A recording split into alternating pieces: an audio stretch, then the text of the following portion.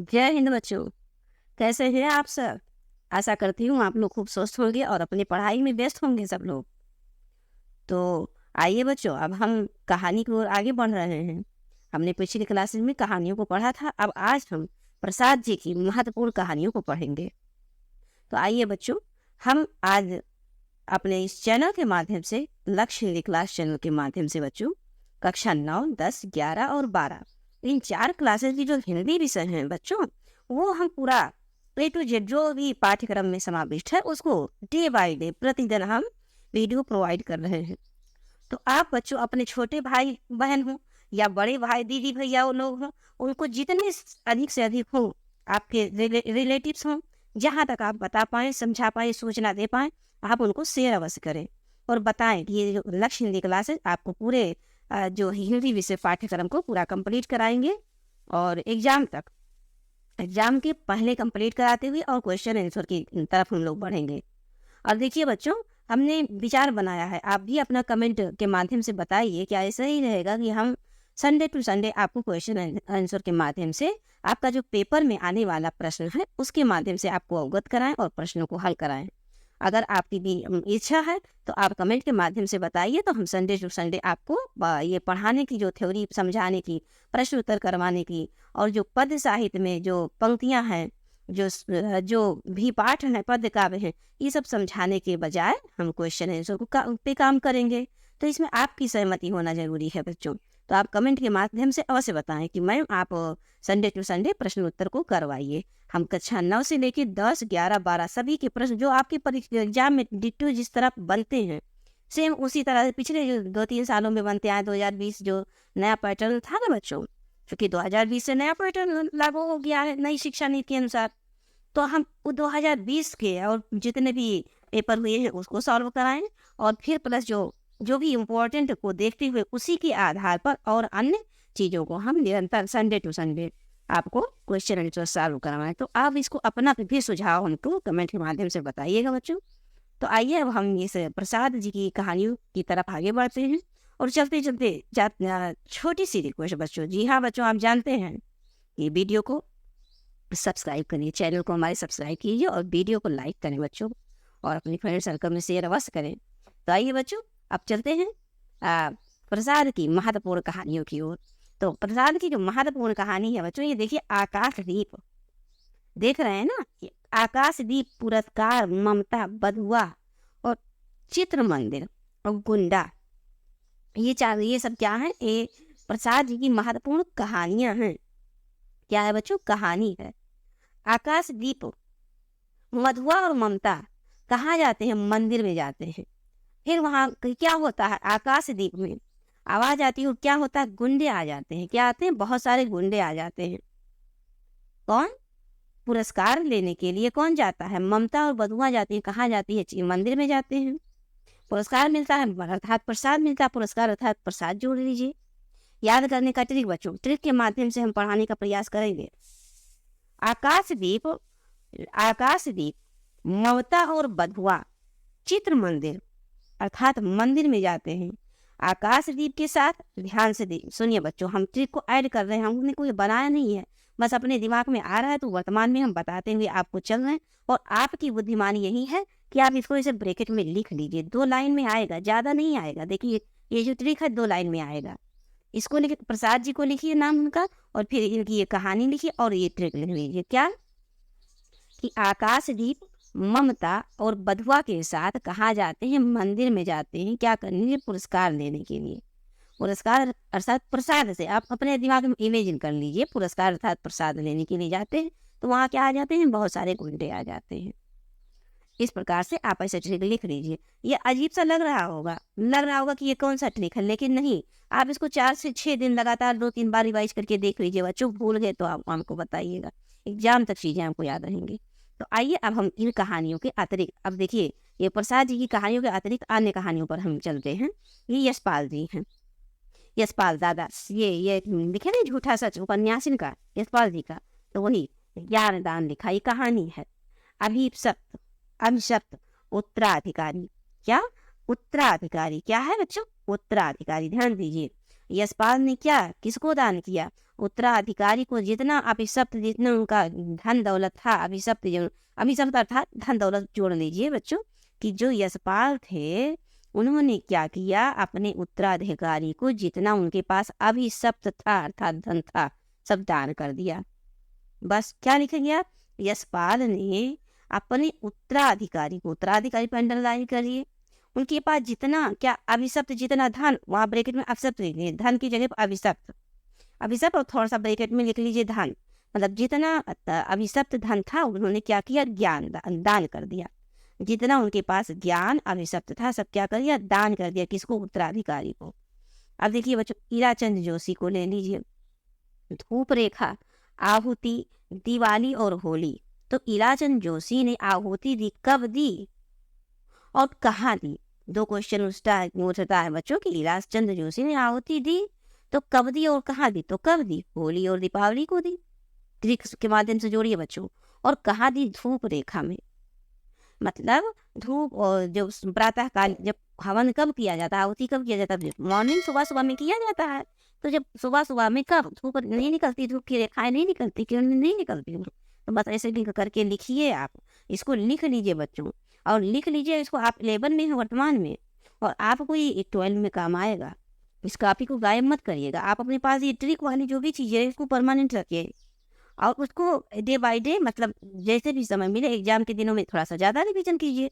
और जब trick add किए रहेंगे ना बच्चों, तो आपके दिमाग में एकदम सेट हो जाएगा। जैसे आपको, आप 1-2 महीना रिवाइज करके देख लीजिएगा, जैसे आपके नाम पे हीराचंद जोशी आएगा, तुरंत आपके दिमाग में आएगा, अरे इन्होंने तो आहुति दी थी होली और दीपावली में, धूप रेखा में। बस ऐसे याद आएगा। अब आगे चलते हैं बच्चों।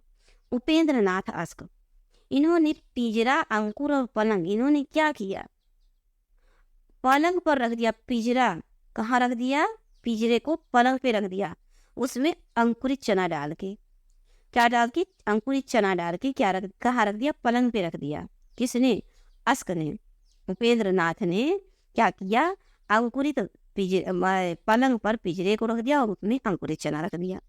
अब देखिए बच्चों, विष्णु प्रभाकर, विष्णु प्रभाकर, आदि और अंत। विष्णु प्रभाकर ने कहा, आदि और अंत मेरे वतन का कभी आदि अंत नहीं हो सकता, अर्थात मेरे भारत का कभी आदि अंत नहीं हो सकता। आखिर क्यों? ये कह रहे हैं, विष्णु प्रभाकर कह रहे हैं कि आखिर क्यों मेरे वतन का आदि अंत होगा। ऐसे ऐसे लिख लीजिए बच्चों, बहुत जरूरी है। अब फिर आप जब क्लास 12 में जाएंगे ना, तो और रचनाएं की, और की रचनाएं होंगी, तो उसमें और ट्रिक ऐड होगा, तो आधा चीज तो आपको यहीं पर याद हो जाएगा। अब देखिए अमृत राय ने क्या लिखा। अमृत राय ने लिखा बच्चों, तिरंगे, तिरंगे कफन और इतिहास। किसने लिखा? अमृत राय ने लिखा है। कफन, इतिहास, तिरंगे, इनके पिता ने लिखा है कफन, और इस तीनों ने लिखा है तिरंगे, कफन और इतिहास। दो चीज लिखे हैं। कौन? अमृत राय। अमृत राय प्रेमचंद के पुत्र हैं बच्चों। अब देखिए रागी राघव, देवदासी, समुद्र के फेन। रागी राघव की यहाँ देवदासी है, वो कैसी है? समुद्र के फेन के समान सफेद है।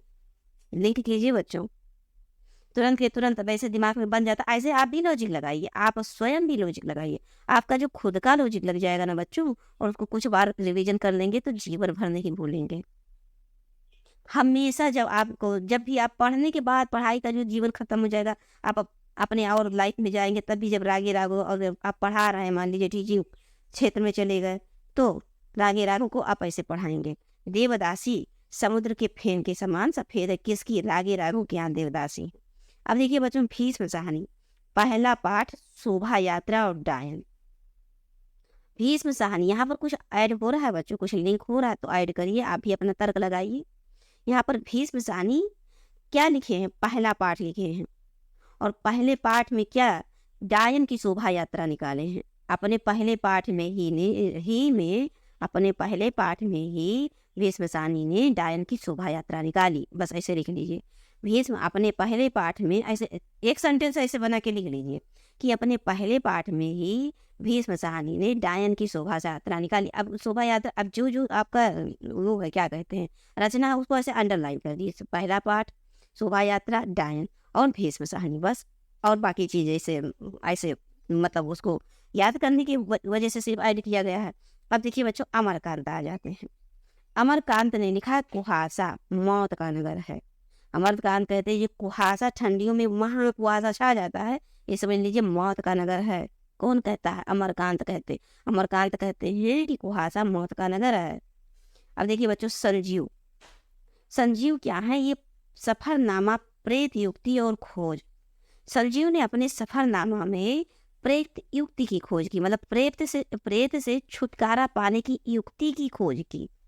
अब आप ऐसे लिंक में लिख सकते हैं, क्या लिख सकते हैं कि संजीव ने अपने सफरनामा में, अपने सफरनामा यहाँ जीवन से लिंक कर दीजिए, अपने सफरनामा में प्रेत युक्ति से छुटकारा, अब छुटकारा ऐसे समझ लीजिए, प्रेत अंडरलाइन कीजिएगा, से छुटकारा पाने की खोज की। अब खोज पे अंडरलाइन कर लीजिए बस।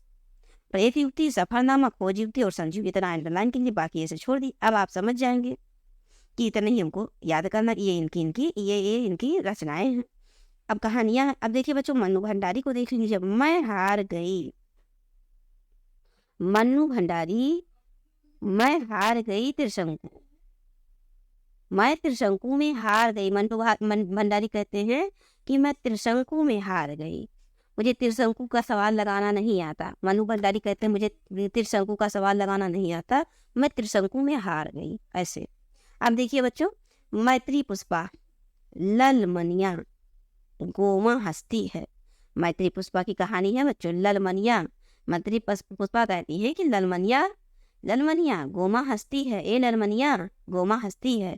ऐसे आप किसी भी तरह बच्चे जो से बोल के पढ़िए, कोई शर्म नहीं, कोई वो नहीं, बस आपको बस ये ध्येय होना चाहिए कि हमको अपने एग्जाम में एक एक नंबर को पकड़ के चलना है। मैत्री पुष्पा कहती है ललमनिया गोमा हस्ती है, ऐसे।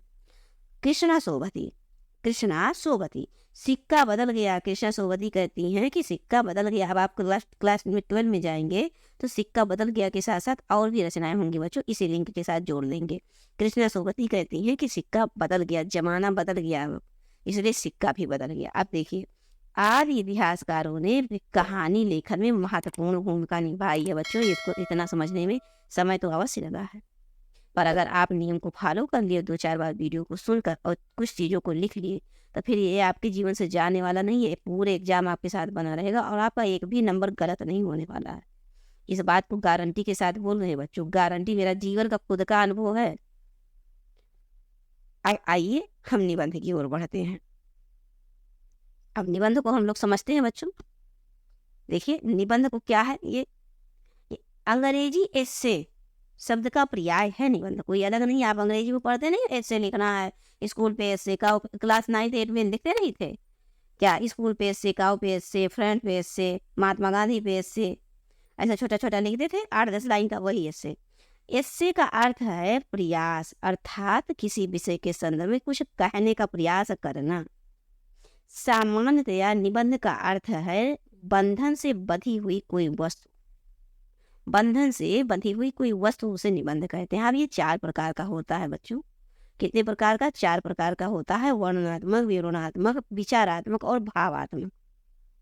अब वर्णन में किसी घटना का, साहित्य, कोई भी चीज़ है, आपने देखा घटना कोई है, कोई दृश्य है, तो उसका वर्णन आप करेंगे A to Z, वहाँ के रहन सहन, खान पान, राजनीतिक परिदृश्य जो भी है उसका वर्णन करेंगे, विवरण करेंगे। विचारात्मक, जिसमें विचारशीलता हो, पढ़ने से विचार उत्पन्न हो, अच्छे अच्छे विचार। भावात्मक, जिसमें भावनाएं दृष्टिगत होती हैं। और उसके बाद बच्चों, अब निबंधकार अगर नाम आ गया तो आप रामचंद्र शुक्ल को सबसे पहले याद कीजिएगा। रामचंद्र शुक्ल का चिंतामणि मोस्ट इम्पॉर्टेंट है बच्चों। आपको हम जब पेपर करवाएंगे तो पिछले सालों के जो पेपर हैं उसको हम फोकस करते हैं, ढूंढ के आपको हम उससे सॉल्व करवाते हैं और दिखाते हैं कि इम्पोर्टेंट क्वेश्चन कैसे कैसे आपके एग्जाम में बन सकते हैं। अब देखिए बच्चों, इनके निबंध संग्रह का नाम चिंतामणि है, मतलब ये चिंतामणि से निबंध नहीं है बच्चों, निबंध संग्रह है, इसमें बहुत सारे निबंध संकलित हैं। अब अन्य निबंधकार में देखिए बच्चों, बाबू गुलाब राय, ठलुआ क्लब। बाबू गुलाब राय ने ठलुआ क्लब भी लिखा है बच्चों, और नरसेन नारायण भी लिखा है। इसको हमने ट्रिक के माध्यम से अन्य क्लासेज में भी याद करवाया है। बाबू गुलाब राय, अगर नरसेन नारायण, अगर आपका आचरण इतना शुद्ध, इतना सुंदर हो जाए कि आप नरसेन नारायण के समान हो जाए, तो आपको बाबू बाबू करके सब बुलाएंगे। गुलाब राय नहीं कहेंगे, सीधा कहेंगे बाबू। क्या कहेंगे? अगर आपका आचरण शुद्ध रहेगा तब। बच्चों, आचरण सुंदर रहेगा, बढ़िया रहेगा, आपका समाज में अच्छा छवि रहेगा तो आपको बाबू बाबू नहीं कह के बुलाएंगे, सम्मान के साथ बुलाएंगे ना। लेकिन वही इसका उल्टा हो जाए तो आप गुलाब की तरह इसी इधर उधर कहीं ठलुआ कलम में पड़े हुए मिलेंगे। लिंक है बच्चों, इसको अन्यथा ना लीजिएगा, उसको याद कीजिए कि अगर जिसका आचरण मतलब शुद्ध है, अच्छा है, बहुत बढ़िया व्यक्ति है, उसका समाज में मान सम्मान है, मेहनती पर्सन है, तो क्या होगा? उसको सब बाबू साहब कहेंगे, बाबू कहेंगे। लेकिन अगर उसका आचरण इसी का उल्टा हो गया तो कहेंगे कि तो वो गुलाब की तरह ठलुआ कलम में इधर उधर पड़ा मिलेगा। ऐसे लिंक करके याद करिए, आपको याद हो जाएगा बच्चों। चतुर्सेन शास्त्री, अंतःस्थल, इसी तरह से हमने भी याद किया है। हम कहीं आसमान से बस ऐसे ही भी हम भी तैयारी कर रहे हैं बच्चों, आपके लिए इसी तरह से हम भी तैयारी करते रहे हैं अपने समय में, और आज आपको पढ़ा भी रहे हैं तो उसी चीज़ को जोड़ दे क्योंकि हमको काम आया, बहुत काम आया, और आपको भी काम आएगा। तो देखिए, अब चतुर्सेन शास्त्री ने क्या लिखा? अंतःस्थल लिखा। क्या? अंतःस्थल, अंतस्थल ऐसे कह सकते हैं, अंतस्थल लिखा। किसने? चतुर्सेन शास्त्री ने। अब यहाँ पर देखिए, लिंक करिए थोड़ा सा बच्चों। देखिए यहाँ पर भी आधा सा है, यहाँ पर भी आधा सा है, ऐसे भी पकड़िए। समझ रहे हैं बच्चों? पंचपात्र, पदुम लाल, पुन्ना लाल, बक्सी लाल, लाल लाल पंचपात्र में है।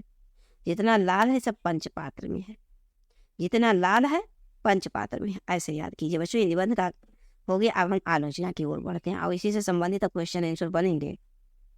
देखिए आलोचना में क्या है बच्चों कि हम कोई परिदृश्य देखते हैं, कोई कहानी सुनते हैं, कोई घटना देखते हैं, कोई रचना, कोई कुछ भी पढ़ते हैं या किसी के बारे में अगर जानते हैं तो पहले उनके बारे में खूब विस्तार से विश्लेषण करते हैं, ध्यान से समझते हैं, देखते हैं, अवलोकन करते हैं हर एक पॉइंट पे। उसके बाद गुण और दोषों दोनों पर एक तटस्थ रूप से, ऐसा नहीं कोई पक्ष लेके या विपक्ष लेके, ऐसा नहीं, एक तटस्थ भाव से, एक स्थिर भाव से उनके गुण और दोष पक्ष को निखारा जाए, सामने लाया जाए, उसी को आलोचना कहते हैं। तो देखिए बच्चों, किताबी भाषा में किसी पदार्थ, तथ्य, वस्तु की परख सही रूप से करना, किसी वस्तु को भली प्रकार देखना, ये क्या है बच्चों? आलोचना है। और आलोचना प्रक्रिया के प्रमुख क्षेत्र है सिद्धांत, निरूपण एवं व्याख्या करना। जो भी सिद्धांत है उसका निरूपण हो और उसका व्याख्या भी सही सही से हो। आलोचना में दो भेद है, एक तो सैद्धांतिक है, दूसरा व्यवहारिक है। अब बच्चों देखिए, आलोचना अलग अलग काल के, द्विवेदी काल की आलोचनाओं को हम लोग पढ़ लेते हैं। द्विवेदी काल की आलोचनाओं को देखिए।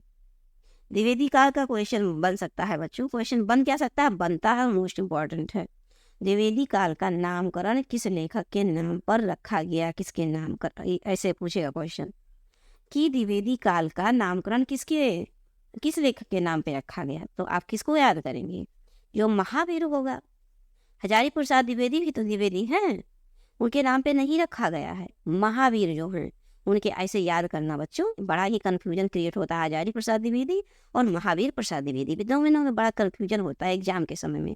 तो आप ये पकड़ के रखिएगा कि जो महावीर होगा उन्हीं के नाम पर युग का नाम रखा जाएगा, बस याद करना है हमको किसी भी तरह से। अब देखिए बच्चों, इनकी आलोचना क्या क्या लिखी है महावीर प्रसाद द्विवेदी। कालिदास की निरंकुशता, इन्होंने आलोचना लिखी। अब उनके गुण दोष सभी पक्षों का ध्यान करते हुए। मिश्र बंधुओं ने क्या लिखा? तो हिंदी नवरत्न लिखा। पदम शर्मा ने बिहारी सतसई की भूमिका। बिहारी सतसई किसने लिखा है बच्चों? बिहारी सतसई किसने लिखा है? बिहारी लाल ने लिखा है ना, तो बिहारी सतसई वही का है। तो अब उनकी गुण दोषों को देखते हुए इन्होंने उसी नाम से, बिहारी सतसई की भूमिका के नाम से पदम शर्मा ने लिखा है। क्या आलोचना? श्याम सुंदर दास, साहित्य लोचन और रूपक रहस्य। श्याम, सा से साहित्य और सा से श्याम। श्याम कैसे है? सुंदर है। रूप कैसा है? श्याम का सुंदर है। श्याम का रूप सुंदर है, इसलिए उनकी जो आलोचन है कैसे? साहित्य के समान हो। किसी तरह से जोड़ के पढ़ना है बच्चों। पदम लाल, पुन्ना लाल, बख्शी विश्व साहित्य लिखी है। बख्शी साहब ने क्या लिखा है? विश्व साहित्य। बा से बख्शी, बा से विश्व, बा से बख्शी, बा से विश्व, बा से बख्शी, बा से विश्व साहित्य, ऐसे याद करना। रामचंद्र शुक्ल आते हैं बच्चों।